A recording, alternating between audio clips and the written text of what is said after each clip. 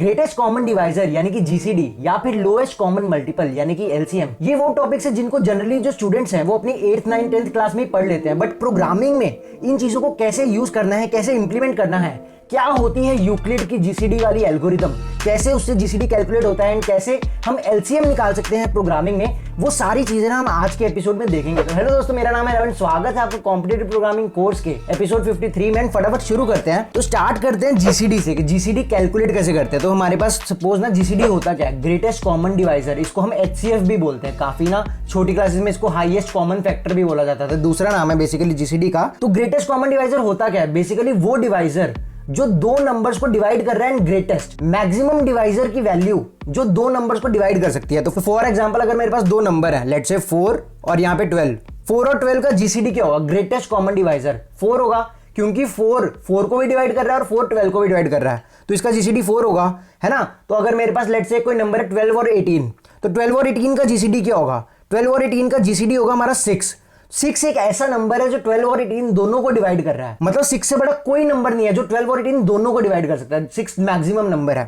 तो ये हम निकालते कैसे, तो इसको हम निकालने के लिए ना जनरली हम इसकी प्राइम फैक्टराइजेशन लिखते हैं। तो जैसे 4 और 12 की प्राइम फैक्टराइजेशन क्या होगी, 4 और 12 की हमारी प्राइम फैक्टराइजेशन ये 2 स्क्वायर हो गया, 12 हमारा क्या होता है 2 स्क्वायर इंटू 3। तो हम क्या करते हैं, दोनों में जो मिनिमम पावर्स हैं, मिनिमम पावर्स दोनों की एक्सट्रैक्ट कर लेते हैं। तो ऊपर वाले को हम क्या लिख सकते हैं 3 की पावर 0। तो जीसीडी में कैसे लिखूंगा इसका, फिर जीसीडी मतलब दोनों की मिनिमम पावर एक्सट्रैक्ट करनी है। तो 2 की मिनिमम पावर दोनों में क्या है, हमारी 2 स्क्वायर ही है ना, और 3 की मिनिमम पावर क्या है 0, तो इंटू 3 की पावर 0।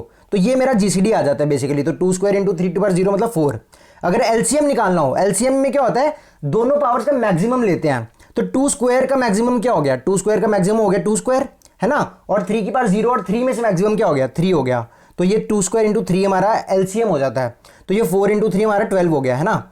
अब इसके बाद अगर मेरे को 12 और 18 का करना था, 12 की हमने लिखी हुई है, 18 की लिख लेते हैं। तो 18 की हमारी प्राइम फैक्टराइजेशन यहाँ पे क्या आ जाएगी 2 इंटू 3 स्क्वायर, 2 इंटू 3 स्क्वायर, है ना। तो यहाँ पे अगर मेरे को अब जीसीडी निकालना है, तो जीसीडी कैसे निकालूंगा, यहाँ पे जीसीडी निकालने के लिए दोनों में से लोएस्ट कॉमन पावर लेनी है। तो 2 स्क्वायर और 2 में से कम पावर क्या है 2 है, तो 2 ले लेंगे। 3 और 3 स्क्वायर में से कम पावर क्या है, इंटू 3 किया, तो यहाँ पे हमारा 2 इंटू 3 आ गया, तो 6 जीसीडी आ गया। एलसीएम क्या आएगा, एलसीएम क्या आएगा हमारे यहाँ पे, एलसीएम देखो मैक्सिमम लेना है। 2 स्क्वायर और 2 में से मैक्सिमम क्या है 2 स्क्वायर, और 3 स्क्वायर और 3 में से मैक्सिमम क्या है, हमारा आ गया 3 स्क्वायर। तो हमारा एलसीएम क्या आ गया, हमारा एलसीएम आ गया 4 इंटू 9 36। तो ये हमारा एलसीएम आ गया। तो ये बेसिकली होता है मैथ्स में जीसीडी और एलसीएम कैसे कैलकुलेट करना है। तो मैंने अभी बेसिक बस तुम्हें ओवरव्यू दे दिया, एक बार रिवीजन करा दिया है, क्योंकि ये सब चीजें तुमने पढ़ी होंगी अपनी मतलब एलिमेंट्री स्कूल में, है ना। तो इसके बाद ना एक बहुत ही इंटरेस्टिंग रिलेशनशिप देखते हैं जीसीडी और एलसीएम के बीच में। बहुत इंटरेस्टिंग रिलेशनशिप है। यहाँ पे तुम देखो, अगर मैं यहाँ पे ये जो दोनों चीजों को अगर मैं मल्टीप्लाई कर दूं, अगर ये दोनों चीजों को मैं मल्टीप्लाई कर दूं 2 square into 3 and 2 into 3 square, और उसमें से अगर मिनिमम हटा दूं, तो मेरे पास बचेगा क्या, मेरे पास बचेगा क्या। तो बेसिकली मैं बोल क्या रहा हूं कि यहाँ पे 2 स्क्वायर इंटू यहाँ पे 2 स्क्वायर इंटू 2 अगर मैंने कर दिया, दोनों को मल्टीप्लाई करने का मतलब यही है ना, 2 स्क्वायर इंटू 2 कर दिया और 3 इंटू 3 स्क्वायर भी कर दिया। दोनों नंबर्स को मल्टीप्लाई करने का मतलब यही है ना। यहाँ पे 12 और 18 को मल्टीप्लाई करने का मतलब क्या है, 2 स्क्वायर इंटू 2 और 3 इंटू 3 स्क्वायर, दोनों नंबर्स को मल्टीप्लाई कर दिया। और मैं दोनों में से मिनिमम वाला हटा देता हूं, तो मिनिमम वाला मतलब जीसीडी वाला पार्ट हटा देता हूं। तो यहाँ पे अगर मैं 2 स्क्वायर और 2 में से मिनिमम वाला हटा रहा हूं, तो मतलब 2 हटा रहा हूं। 3 इंटू 3 स्क्वायर में से मिनिमम वाला हटा रहा हूं, मतलब 3 हटा रहा हूं। तो अगर मैं मिनिमम वाला हटाता हूं, तो यहाँ पे तुम देखो इसका आउटपुट क्या आ रहा है। इसका आउटपुट क्या आएगा, यहाँ पे आउटपुट आ जाएगा, ये 2 कट जाएगा और ये 3 कट जाएगा। तो 2 स्क्वायर इंटू 3 स्क्वायर बेसिकली 36 आ जाएगा, बेसिकली एलसीएम आ जाएगा। तो यहाँ पे देख रहे हो, अगर मैं इसको 12 को बोल दूं ए नंबर है और 18 को मैं बोल दूं बी नंबर है ना। अगर इन दोनों को मैं ए और बी बोल दूं, तो यहां पे मैंने किया क्या, ए इंटू बी, और नीचे 2 इंटू 3 क्या था, मिनिमम था ना दोनों का। 2 स्क्वायर और 2 में से मिनिमम लिया और 3 स्क्वायर और 3 में से मिनिमम लिया। तो मिनिमम होता क्या है, मिनिमम लेने पे मल्टीप्लाई करने पे क्या आता है, हमने यहाँ पे देखा था मिनिमम लेने पे मल्टीप्लाई करने पे क्या आता है जीसीडी। तो A into B by GCD, A into B by GCD हमारा किसके बराबर होता है, एलसीएम के बराबर। तो ये वाला जो फॉर्मूला है ये बहुत ही इंपॉर्टेंट फॉर्मूला है, एंड ये फॉर्मूले को हमेशा याद रखना। तो बेसिकली इससे हो क्या रहा है कि अगर हमें कोई ऐसी एल्गोरिदम पता है जिससे हम जीसीडी कैलकुलेट कर सकते हैं, राइट, तो अगर मेरे को वो पता है, तो बेसिकली दो नंबर्स पता है, उनका जीसीडी पता है, तो एलसीएम तो ऑटोमेटिकली पता है। मतलब अगर जीसीडी ए और बी आते हैं तो एलसीएम मैं O ऑफ 1 में निकाल सकता हूँ, O ऑफ 1 के अंदर एलसीएम निकाल सकता हूँ, क्योंकि ये O ऑफ 1 ऑपरेशन है ना, यहाँ पे मल्टीप्लाई हो रहा है और ये डिवाइड हो रहा है, तो ये O ऑफ 1 है। तो ए बी और जीसीडी अगर मेरे को पता है, तो एलसीएम मैं O ऑफ 1 में निकाल सकता हूं। तो ये हमारा एलसीएम और जीसीडी के बीच में रिलेशन है। तो ये बहुत ही इंपॉर्टेंट एक रिलेशनशिप है। अब यहाँ पे हमने एक मेथड तो देख लिया जीसीडी को निकालने का कि यहाँ पे हम ना मिनिमम वाला ले लेते हैं। तो तुम्हें मैंने यहाँ पे बता दिया था कि ये मिनिमम लिया और यहाँ पे भी हमने मिनिमम वाला लिया है ना, तो हमारा जीसीडी आ जाता है। जीसीडी निकालने का ना एक और तरीका होता है, वो मैंने अपने स्कूल टाइम में सीखा था एंड वही यूक्लिडियन की एल्गोरिदम भी है। हो सकता है तुम में से काफी लोगों ने ना सीखी हो, तो मैं तुम्हें वो तरीका बता देता हूँ कि वो जीसीडी हम कैसे निकालते हैं। तो बेसिकली ना हम उसमें करते थे क्या थे, हो सकता है तुम में से काफी लोगों ने पढ़ी होगी है अपने स्कूल टाइम में। तो हम करते हैं कि लॉन्ग डिवीजन करते हैं। तो किसी भी दो नंबर्स का अगर जीसीडी फाइंड करना ना, तो उनको तब तक डिवाइड करते रहते हैं जब तक हमारा रिमाइंडर 0 नहीं आ रहा। तो यहाँ पे लेट्स से अगर मेरा सबसे पहला एग्जांपल क्या था, यहाँ पे 4 और 12 था ना, तो तब तक डिवाइड करूंगा 4 और 12 को जब तक मेरा रिमाइंडर 0 नहीं आ रहा। तो यहाँ पे 4 3 जा 12 हो जाएगा, तो पहले रिमाइंडर 0 आ गया। तो जब मेरा रिमाइंडर 0 आ गया तो उस टाइम पे ये जो मेरा डिवाइजर होगा, इसको डिवाइजर ही बोलते हैं ना शायद, ये डिविडेंड होता है, ये डिवाइजर होता है, ये क्वोशंट होता है, आई थिंक यही होता है, अगर गलत बोल रहा हूं तो सॉरी। तो जब हमारा रिमाइंडर 0 आ गया तब जो डिवाइजर की वैल्यू होती है ना, वही हमारा एचसीएफ होता है लॉन्ग डिवीजन में, कॉन्टिन्यूस डिवीजन में। अब अगर तुम बोलो कि ये तो सीधा ही 0 आ गया, तो सीधा 0 से समझ नहीं आया होगा मे बी, बट अगर मैं लेट्स से जिसमें 2 डिवीजन इन्वॉल्व है, तो उस केस में क्या होता है। तो लेट्स से हमारा यहाँ पे जो एग्जाम्पल था हमारा 18 और 12 वाला, तो 18 और 12 वाले एग्जांपल लेते हैं। तो 18 और 12 वाले एग्जांपल में क्या था, यहाँ पे 12 और 18 को डिवाइड करते हैं। तो मेरे को तब तक डिवाइड करते जाना है जब तक रिमाइंडर 0 नहीं आ रहा है, एंड फिर ना डिवाइजर को हम डिविडेंड बना देंगे और रिमाइंडर को हम डिवाइजर बना देंगे। डिवाइजर को डिविडेंड बना देंगे, रिमाइंडर को डिवाइजर बना देंगे। तो 12 को 18 से डिवाइड किया तो 12 1 से 12 आ गया है ना, और यहाँ पे रिमाइंडर क्या आ गया 6। अब मैं क्या करूंगा, रिमाइंडर को मैं डिवाइजर बना दूंगा, रिमाइंडर को डिवाइजर बना दूंगा, एंड जो डिवाइजर था उसको डिविडेंड बना दूंगा। तो बेसिकली इसको दोबारा डिवाइड करेंगे, इसको हम बोलते हैं लॉन्ग डिवीजन, कि डिवीजन करते जाएंगे। तो 6 हमारा डिवाइजर हो गया, एंड ये जो 12 है, ये जो चीज है ये यहाँ पे ट्रांसफर हो जाएगी, ये डिविडेंड बन जाएगा। तो इसको यहाँ पे 12 लिख देंगे। अब यहाँ पे हम लिख देंगे 6 2 जा 12, और यहाँ पे हमारा रिमाइंडर 0 आ गया, तो मेरा जीसीडी क्या हो गया 6 हो गया, जीसीडी मेरा क्या हो गया 6 हो गया। तो बेसिकली तब तक ये कॉन्टिन्यूस डिवाइड करते जाएंगे। तो बेसिकली यहाँ पे लेट्स से अगर कोई नॉन जीरो नंबर आता, यहाँ पे लेट्स से अगर 2 आ जाता, मेरा 2 आता, तो फिर मैं क्या करता यहाँ पे 2 6 कर देता, एंड फिर 2 3 जा 6, एंड यहाँ पे 0 आ जाता, एंड फिर मेरा 2 वो हो जाता, हमारा जीसीडी हो जाता। तो बेसिकली तब तक आगे आगे डिवाइड करते जाना है जब तक हमारा जीसीडी फाइंड नहीं हो रहा। तो ये इसको हम, इस मेथड को हम बोलते हैं, ये जो मेथड है इसको बोलते हैं long division, and Euclid algorithm भी ना इसी लॉन्ग डिवीजन के ऊपर बेस्ड है। इसी को हम जनरली यूक्लिड एल्गोरिथम बोलते हैं। मतलब तुम्हें काफी ऑनलाइन जगहों पे ना अलग अलग तरीके से मिल जाएगा लिखा हुआ, बट बेसिकली यही चीज है कि हम लॉन्ग डिवीजन में ना हम क्या करते हैं, रिमाइंडर को डिवाइजर बना देते हैं नेक्स्ट डिवीजन के लिए अगर रिमाइंडर नॉन जीरो है, एंड उसके लिए डिवाइजर को हम डिविडेंड बना देते हैं एंड दोबारा डिवाइड करते हैं। तो जब तक रिमाइंडर 0 नहीं आता तब तक हम प्रोसेस को रिपीट करते रहते हैं। तो ये होती है हमारी यूक्लिड एल्गोरिथम। और इसको अगर मेरे को कोड में तुम्हें लिख के बताना हो, इसको अगर मेरे को कोड में लिख के बताना है, तो नहीं ये सिंपली हम काफी सिंपली ना रिकर्जन से इंप्लीमेंट कर सकते हैं। हमने इसको काफी सिंपली रिकर्जन से इंप्लीमेंट कर सकते हैं। सिंपली यहाँ पे अगर रिकर्जन देखेंगे तो हमारा जीसीडी क्या है, हमें इंट जीसीडी कैलकुलेट करना है 2 नंबर्स का, इंट ए और इंट बी, है ना, इंट बी। अब मेरे को क्या करना है, यहाँ पे ए और बी का जीसीडी कैलकुलेट करना है, राइट। तो ए और बी का जीसीडी कैलकुलेट करने के लिए हम क्या करते हैं, हम रिमाइंडर निकालते हैं, और रिमाइंडर अगर नॉन जीरो होता है तो हम फिर रिमाइंडर को हम क्या बनाते हैं, डिवाइजर, और जो हमारा डिवाइजर था वो हम उसको बनाते हैं डिविडेंड। तो यहाँ पे हमारा ये ए जो है ये हमारा डिविडेंड है, बी हमारा डिवाइजर है। हमारा रिमाइंडर क्या होगा, यहाँ पे रिमाइंडर हमारा क्या होगा, ए मॉड्यूलो बी रिमाइंडर होगा, है ना, ए मॉड्यूलो बी रिमाइंडर होगा। तो यहाँ पे तुम देख रहे हो, यहाँ पे मैंने क्या किया था, यहाँ पे सबसे पहले जीसीडी किसके ऊपर कैलकुलेट हो रहा है, जीसीडी सबसे पहले कैलकुलेट हो रहा है 12 और 18 पे, या फिर 18 और 12 पे हम बोल देते हैं, है ना। बाद में किसके ऊपर कैलकुलेट हो रहा है, जीसीडी। बाद में भी सेम चीज हो रही है ना। अगर मैं इस चीज को हटा दूं, इस चीज को अगर मैं हटा दूं, तो मैं इसको ये भी बोल सकता हूं कि 12 और 18 का GCD is same as calculating 6 और 12 का जीसीडी। 12 और 18 का GCD same as calculating 6 and 12 का जीसीडी, है ना, सेम ही चीज है। क्योंकि अगर मैं इस चीज को हटा दूं तो ये चीज तो फिर भी सेम ही रहेगी ना। तो मतलब 12 और 18 के जीसीडी किसके बराबर होगा, 6 और 12 का जीसीडी। 6 क्या है, 18 मॉड्यूलो 12। तो ये जो चीज है ये ना रिकर्जन है, मतलब तुम देख रहे हो यहाँ पे ये चीज ये रिपीट हो रही है, इसके बाद ये भी दोबारा रिपीट होगी। तो यहाँ पे हम रिकर्जन में क्या लिख सकते हैं कि जीसीडी ऑफ ए और बी किसके बराबर होगा, उसके लिए हम रिटर्न क्या कर देंगे, जीसीडी ऑफ ए। तुम्हें यहाँ पे याद रखना ये डिविडेंड था, तो नेक्स्ट में डिविडेंड क्या होगा, जब लॉन्ग डिवीजन आगे कंटिन्यू होगी तो डिविडेंड क्या होगा, डिविडेंड होगा हमारा बी, जो डिवाइजर था वो डिविडेंड बन जाता है। मैंने तुम्हें बताया था ना, यहाँ पे 12 जो था वो यहाँ पे डिवाइजर था, ये डिविडेंड बन गया। तो यहाँ पे 12 मेरा क्या बी होगा, यहाँ पे 12। तो यहाँ पे हम क्या करेंगे, बी को हम डिविडेंड बना के पास कर देंगे। और यहाँ पे अब मेरा डिवाइजर क्या बना था, ये रिमाइंडर डिवाइजर बन गया था। तो यहाँ पे हम डिवाइजर क्या पास कर देंगे, नेक्स्ट में हम पास कर देंगे ए मॉड्यूलो बी। तो ये मेरा सिंपल सा जीसीडी का कोड है। अब यहाँ पे बस एक चीज मिसिंग है, वो है हमारी बेस कंडीशन। बेस कंडीशन क्या होगी? बेस कंडीशन है बेसिकली जब हमारा रिमाइंडर जीरो होगा ना, जब हमारा रिमाइंडर जीरो है तो हमारा डिवाइजर जीसीडी है। जब रिमाइंडर जीरो है तो डिवाइजर जीसीडी है। तो यहाँ पे सबसे सिंपल चीज तो मैं क्या कर सकता हूँ, यहाँ पे चेक कर सकता हूँ if a modulo b equal zero. तो इस केस में मैं क्या कर सकता हूँ, मैं बोल दूंगा बी मेरा डिवाइजर है तो मैं बी रिटर्न कर देता हूँ। सिंपल, ये मेरा कोड सही है, ये बिल्कुल सही कोड है। इसको ना एक और तरीके से लिख सकते हैं। यहाँ पे अगर मैं तुम्हें बोलूँ कि इस डिवीजन को अगर मैं को कंटिन्यू करना हो तो इस डिवीजन को मैं कंटिन्यू कैसे करूंगा कि यहाँ पे 0 के लिए 6 लिख दूंगा, है ना, 0 के लिए 6 लिख दूंगा। तो यहाँ पे बस एक और स्टेप कंटिन्यू किया हमने, सिर्फ एक और स्टेप कंटिन्यू किया। तो यहाँ पे 0 था, यहाँ पे 6 था, तो 0 यहाँ पे डिवाइजर बन के आ गया और 6 हमारा डिविडेंड बन के आ गया। तो अगर मेरा डिवाइजर 0 आ रहा है, अगर मेरा डिवाइजर 0 आ रहा है, यहाँ पे अगर b 0 आ रहा है, उस केस में मेरा डिविडेंड ही जीसीडी होगा, है ना। अगर एक और स्टेप एक्सटेंड कर दिया तो यहाँ पे मैं क्या चेक कर सकता हूँ, a मॉड्यूलो b की जगह बस एक रिकर्जन की एक और कॉल बढ़ जाएगी। तो यहाँ पे a मॉड्यूलो b की जगह मैं क्या चेक कर सकता हूँ, यहाँ पे इफ मेरा b अगर 0 है, अगर डिवाइजर मेरा 0 है, तो यहाँ पे मैं क्या रिटर्न कर दूंगा, a रिटर्न कर दूंगा, है ना। यहाँ पे मैं रिटर्न कर दूंगा a।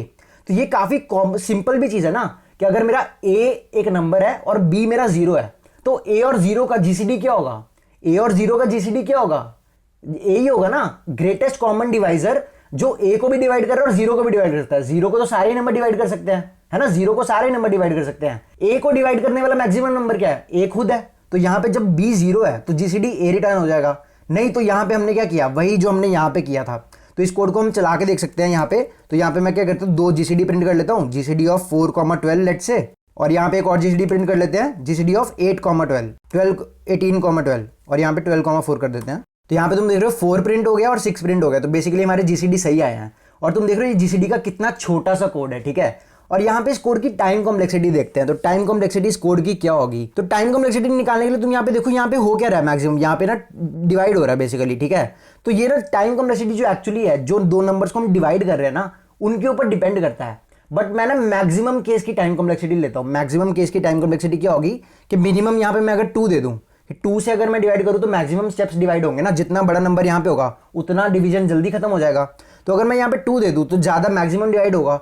और हम जनरली क्या बोलते हैं, 2 से किसी नंबर को कितने टाइम्स डिवाइड कर सकता हूँ, log n टाइम्स। तो इसकी जो बेसिकली टाइम कॉम्प्लेक्सिटी होती है ना, उसको हम बोलते हैं log of n। तो log of n, n क्या होती है, नंबर्स की जो हमारी रेंज है जीसीडी जिनका निकालना है। तो अप्रोक्सीमेटली मैक्सिमम वर्स्ट केस की time complexity log of n है, बट कम होगी, मतलब जब a और b हमारे बड़े नंबर्स होंगे तो उन केसेस में कम भी हो सकती है। बट ये जनरलाइज मतलब इसी रेंज में है। मतलब मेरा कहने का मतलब क्या है कि time complexity log of n types है, ठीक है। तो ये हमारी टाइम कॉम्प्लेक्सिटी होगी। तो यहाँ पे तुम एक और चीज देखोगे ना, यहाँ पे तुम एक और चीज देखोगे कि यहाँ पे तुमने देखा मैंने बड़ा नंबर पहले पास किया है एंड फिर बाद में हमने छोटा नंबर पास किया है। तो तुम बोलोगे कि यार ऑब्वियसली ये तो होना ही चाहिए ना, कि कायदे से देखें तो a हमारा डिविडेंड है और b हमारा डिवाइजर है, a को b से डिवाइड कर रहे हैं तो a बड़ा होना चाहिए। बट तुम सोचोगे कि अगर मेरे को इस कोड को जेनेरिक बनाना है, मतलब इसमें तो मेरे को ध्यान रखना पड़ेगा ना कि बड़ा नंबर पहले पास करना है और छोटा नंबर बाद में पास करना पड़ेगा। तो बोलोगे इस कोड को जेनेरिक बनाना है तो यहाँ पे एक कंडीशन लगानी चाहिए, if a greater than b something करके, है ना। यहाँ पे if a less than b करके कोई तो कंडीशन लगानी चाहिए ताकि स्वैप कर दूं। तो वो कंडीशन की ना जरूरत नहीं है। क्यों जरूरत नहीं है, यहाँ पे तुम देखो, अगर मैं यहाँ पे करूँ सी आउट 18 12 की जगह मैं सी आउट यहाँ पे कर दूं जीसीडी ऑफ 12 और 18 का अगर मैं जीसीडी यहाँ पे निकाल दूं तो तुम देखो यहाँ पे क्या प्रिंट होता है। तो तुम देख रहे हो यहाँ पे 6 प्रिंट हो गया, दोबारा सेम जीसीडी प्रिंट हुआ है। तो यहाँ पे हमारे जीसीडी में फर्क नहीं आया। क्यों नहीं फर्क आया, तो यहाँ पे तुम देखो ना, यहाँ पे हुआ क्या, बेसिकली 12 और 18 था ना, तो लेट से यहाँ पे ना एक और स्टेप होता ऊपर, इसके ऊपर ना यहाँ पे एक और स्टेप डाल देता अगर मैं, कि यहाँ पे मैं 18 और 12 हो जाता, 18 और 12 हो जाता।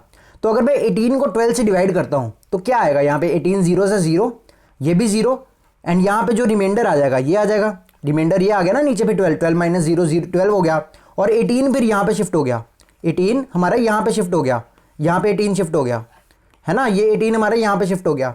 तो तुम देख रहे हो कि अगर मैं छोटा नंबर भी, मतलब अगर मैं बड़े नंबर को छोटे नंबर से डिवाइड करूंगा ना, तो जो हम लॉन्ग डिवीजन कर रहे हैं उसमें ऑटोमेटिकली बाद में स्वैप हो जाएगा। तो ये अगर मैं 12 18 पास करूंगा तो बाद में एक आइट्रेशन के बाद वो ऑटोमेटिकली 18 12 बन जाएगा। तो वो हमें करने की जरूरत नहीं है, वो ऑटोमेटिकली हैंडल हो रहा है। तो मैं जब स्टार्टिंग में ये जीसीडी एल्गोरिथम सीखी थी ना, मैं इस चीज में काफी कंफ्यूज होता था कि भाई ये हो कैसे रहा है। बट तुम लोगों को मैं बता रहा हूँ एक्सप्लेन करने, मेरे को तो किसी ने उस टाइम एक्सप्लेन नहीं किया ये चीज, बट तुम लोगों को मैं एक्सप्लेन कर रहा हूँ कि यहाँ ये हो जाता है, ठीक है, ये अपने आप स्वैप हो जाएगा, तुम करके देख सकते हो, ठीक है। उसके बाद हम देखते हैं कि एलसीएम कैसे फाइंड करना है? एलसीएम मैंने तुम्हें बताया था, अगर 12 18 का एलसीएम फाइंड करना है तो यहाँ पे क्या करेंगे, सिंपल है, एलसीएम का हमें फॉर्मूला पता है ना, 12 into 18 a into b divided by GCD of 12, 18। ऐसे हम एलसीएम फाइंड कर सकते हैं। तो अगर इसका एलसीएम लिख देंगे हम तो यहाँ पे 36 प्रिंट हो जाना चाहिए। तो तुम देख रहे हो यहाँ पे 36 प्रिंट हो गया, तो ये हमारा एलसीएम आ गया है। तो ये बहुत एक मस्त चीज़ है एलसीएम और जीसीडी फाइंड करने के लिए। अब जीसीडी का तुम्हें ना ये ऑल्दो ये 4 लाइन का कोड है और बहुत छोटा कोड है, तुम्हें ऑल्दो ये भी कोड लिखने की ज़रूरत नहीं है। जीसीडी का इनबिल्ट फंक्शन भी होता है। मेरा मेन मतलब तुम्हें जीसीडी बताना था कि भाई ये डिवीजन कैसे वर्क करती है, ये कॉन्सेप्ट जानना जरूरी है। इनबिल्ट फंक्शन तो चलो है ही, है ना, इनबिल्ट फंक्शन है ही, बट ये कॉन्सेप्ट जानना बहुत जरूरी है कि ये कैसे काम कर रहा है। कॉन्सेप्ट्स को समझो। यहाँ पे इनबिल्ट फंक्शन क्या है, अंडरस्कोर जीसीडी। इसको तुम सीधा यूज़ कर सकते हो। तो 12 18 का अगर मैं जीसीडी यहाँ पे प्रिंट करूँगा तो तुम देखोगे एंडल यहाँ पे सेम हमारा 6 प्रिंट हो जाएगा, और इसकी टाइम कॉम्प्लेक्सिटी भी log ऑफ n ही होती है। तो यहाँ पे तुम देख रहे हो 6 प्रिंट हो गया है। तो ये हमारा इनबिल्ट फंक्शन है, ठीक है। अब जीसीडी की ना नंबर थ्योरी में काफ़ी सारी एप्लीकेशंस होती है। जब तुम क्वेश्चंस करोगे जनरली नंबर थ्योरी के तो तुम्हें जीसीडी की काफ़ी सारी एप्लीकेशन समझ आएगी। तो फॉर एग्जांपल, तो मैंने जब प्री कॉम्पिटिशन पढ़ाया था, उसमें एक क्वेश्चन मैंने सॉल्व किया था, उसका ऊपर एक डेडिकेटेड वीडियो है। जीसीडी क्यू एक क्वेश्चन था जो कोडशेफ का क्वेश्चन था, and pre competition plus GCD को यूज करके वो क्वेश्चन हो रहा था। तो उसमें मैंने काफ़ी एक अच्छा वो जीसीडी का क्वेश्चन है, तो उस क्वेश्चन को तुम जाके कर लेना। मैं यहाँ पे वीडियो का लिंक आई बटन में छोड़ दूंगा, तो वो वीडियो को जाके जरूर देख लेना, उस क्वेश्चन को सॉल्व कर लेना। उस क्वेश्चन के थ्रू तुम्हें काफ़ी क्लैरिटी मिल जाएगी जीसीडी कॉन्सेप्ट्स के ऊपर। एंड उस क्वेश्चन में ना काफ़ी सारे ऐसे कॉन्सेप्ट्स होते हैं, जैसे तुम देखोगे ये काफ़ी कॉमन चीज़ है कि ए बी सी अगर 3 नंबर का जीसीडी निकालना है तो ये चीज़ तुम ऐसे लिख सकते हो, GCD of a comma b, और उसका बाद में फिर उसका सी से ले लो। तो यहाँ पे जीसीडी ऑफ दिस कॉमा, यहाँ पे हम क्या कर देंगे, यहाँ से सी से जीसीडी ले लेंगे। तो 3 नंबर का जीसीडी ऐसे हम निकाल सकते हैं, ए बी का जीसीडी निकाला और फिर सी का निकाला। क्योंकि अल्टीमेटली तुम अपने दिमाग में सोच के देखो, हम कर क्या रहे हैं, तीनों की प्राइम फैक्टराइजेशन लिख रहे हैं और उसमें से कॉमन वाले प्राइम फैक्टर्स ले रहे हैं। तो अगर मैंने पहले 2 के प्राइम फैक्टर कॉमन ले लिए मिनिमम वाले, एंड फिर तीसरे से मिनिमम ले लूँ, तो कोई फर्क नहीं पड़ेगा ना, मिनिमम तो मिनिमम ही रहने वाला है, तो उससे कोई फर्क नहीं पड़ता। तो ए कॉमा बी का जीसीडी और सी का जीसीडी अगर मेरे को फाइंड करना है तो ए बी का फाइंड करके सी का फाइंड कर लो, बी सी का फाइंड करके ए से ले लो, ए सी का फाइंड करके बी से ले लो। ये सारी चीजें वर्क करती हैं। एक और एग्जांपल जहां पे जीसीडी काफी काम आता है वो है कि यार जहां पे तुम्हें मिनिमम फ्रैक्शन निकालनी होती है। मिनिमम फ्रैक्शन मतलब कि अगर मेरे पास 2 फ्रैक्शन है यहाँ पे, जैसे मेरा यहाँ पे 12/18 अगर फ्रैक्शन होता है यहाँ पे, अगर है ना 12/18 अगर मेरा एक फ्रैक्शन है, तो मेरे को क्या करना है, मैथ्स में हम काफी बार करते हैं ना, मिनिमम फ्रैक्शन निकालते थे कि इसको डिवाइड करते जाओ जब तक हम डिवाइड कर सकते हैं। तो इसको डिवाइड करते करते हम क्या कर सकते हैं, यहाँ पे 6 आया, 9 आया, है ना, फिर 3 2s और 3 3s। तो मिनिमम फ्रैक्शन क्या आएगी, 2/3। तो जीसीडी से ना हम इस मिनिमम फ्रैक्शन में कन्वर्ट कर सकते हैं। कैसे, ये जो नंबर है ना, ये वाला नंबर और ये वाला नंबर, इन दोनों नंबर को हम जीसीडी से डिवाइड कर देते हैं। तो 12 को 6 से डिवाइड करेंगे 2 आ गया, 18 को 6 से डिवाइड करेंगे 3 आ गया। तो अगर मिनिमम फ्रैक्शन मेरे को निकालनी है, minimum fraction A by B की मिनिमम फ्रैक्शन निकालनी है, तो उस केस में मैं क्या करूंगा, A divided by GCD of A B, and यहाँ पे B divided by GCD of A B. तो ऐसे हमारी ना मिनिमम फ्रैक्शन आ जाती है, ठीक है। ये ए बाई बी की मिनिमम फ्रैक्शंस निकाल सकते हैं। एंड ये जो बेसिकली जीसीडी का फॉर्मूला था, ये हमने क्या किया था, यहाँ पे बेसिकली कुछ नहीं किया। तो हमने यहाँ पे जीसीडी के फॉर्मूले को क्या बोला कि GCD of a comma b is equal to GCD, हमने यहाँ पे ये जो फॉर्मूला लिखा था b comma a modulo b. तो ये चीज एक वैलिड स्टेटमेंट है, ठीक है ना। प्रोवाइडेड हमारा जो बी है, प्रोवाइडेड हमारा ये जो बी है ये नॉन जीरो है, क्योंकि अगर बी हमारा 0 होगा तो ए मॉडुलो बी हमारा नॉट डिफाइंड होता है। तो बी 0 के केस में हमारा ए जीसीडी हो जाता है। तो ये हमारा जो रिकर्जन का फॉर्मूला हमने यूज किया है, तो ये इसको हम बोलते हैं यूक्लिड्स एल्गोरिथम। तो आई होप तुम लोगों को जीसीडी और एलसीएम के कॉन्सेप्ट से जो क्लियर हो गए होंगे पूरे। तो बेसिकली अब जब तुम नंबर 0 के क्वेश्चंस करोगे तो जीसीडी और एलसीएम जहां भी यूज होना होगा तो वहां पे तुम्हें क्लैरिटी रहेगी काफी। तुम्हें कोई भी डाउट हो तो मुझे नीचे कमेंट करके बता देना, नहीं तो तुम मुझे डिस्कॉर्ड में भी टैग करके पूछ सकते हो।